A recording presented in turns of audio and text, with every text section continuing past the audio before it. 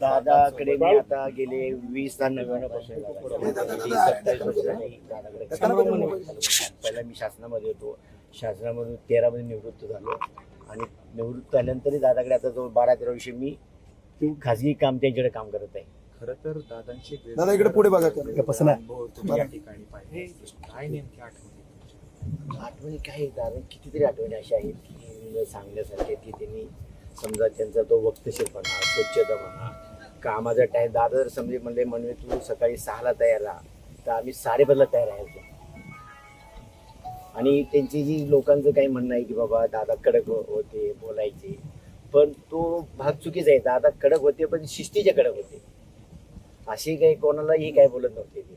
आणि एखादा कुणी जाऊ द्या, सामान्य माणूस छोटा मोठा कुणी असलं तरी ते त्यांना मदत करायचे. माझं तर काही विषय नाही. मंगळवारी शेवटची कॅबिनेट झाली त्यावेळेस तुम्ही सोबत होते दादाच्या. काय रात्रीपर्यंत? हो, रात्रीपर्यंत मीटिंग चालू होतं. मीटिंग संपल्यानंतर ते आम्हाला असं ठरलं की बाय रोड पुण्याला जायचं आणि पुण्यात मग दुसऱ्या सकाळी ह्याला जायचं, बारामतीला जायचं. बारामती सकाळी 10 वाजता निराव ऑगस्टला दादांची सभा होती. अशा 2-4 सभा ठरल्या होत्या. कशामुळे उशीर झाला? काय झालं? उशीर काही झालेला नाही. दादांनी ठरवलं की आता म्हणजे आम्ही बऱ्यापैकी 99% आम्ही बाय रोड जायचं होतं.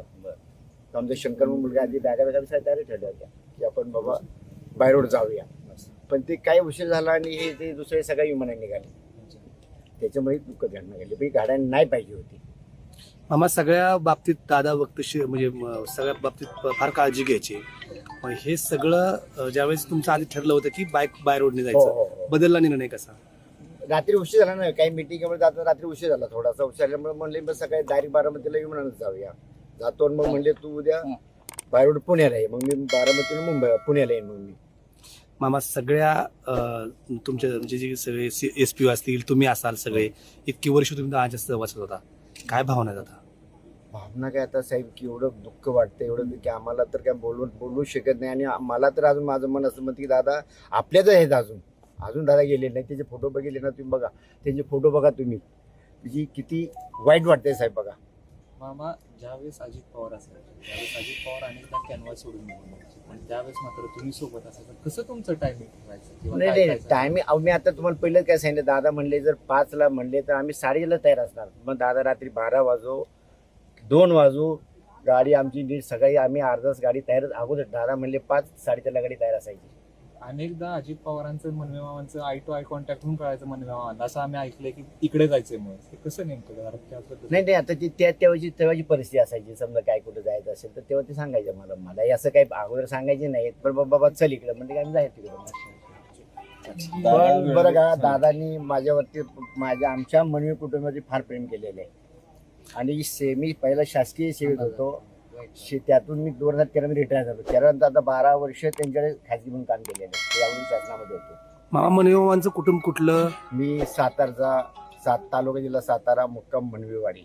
मग हे दादांची नोकरी सुटल्यानंतर कसं तुमचं हे झालं? नोकरी माझी सुटलीच नाही ना. संपल्यानंतर काय झालं, जेव्हा निवृत्त झालो ना तेव्हा दादा मला म्हणले अरे मनवे तू कुठं जायचं काही विषय नाही. म्हणले तू बाबा असं माझ्याकडे काम करायचं. आणि ते काही विषय झाला नाही. तो कुठल्या विभागात होते? मी शासकीय परिवहन सेवा वरळी मुंबईला. दादा नॉट रिचेबल आल्यानंतर तुमच्यासाठी नाही तसं काय नाही. आता तो भाव वेगळा आहे. तो कसं जेव्हा आम्ही त्याच्यासाठी असायचो विषय तो नव्हता. आणि झाले अजून काय आठवण आहे का? नाही आठवण म्हणजे हे वक्तशीरपणाची आठवण आहे. स्वच्छता म्हणा आणि कुठल्याही तुमची मीडियावाली सुद्धा असायची तिथे. आमच्या देवगिरी बंगला असू द्या, प्रेमकोट असू द्या किंवा सहयोग असू द्या, चहा पाणी दादा स्वतः सांगायचे मनवे त्यांना चहा नाश्ता देण्याची व्यवस्था कर. तुमचे TV9 वाले मुंबईला निम्याचे बघा प्रेमकोटला. तुम्ही कोण आहात तर ते त्यांना कंटिन्यू कोरोना काळामध्ये सुद्धा दादांनी जी सोय केली होती चहा पाणी नाश्ता पाण्याची.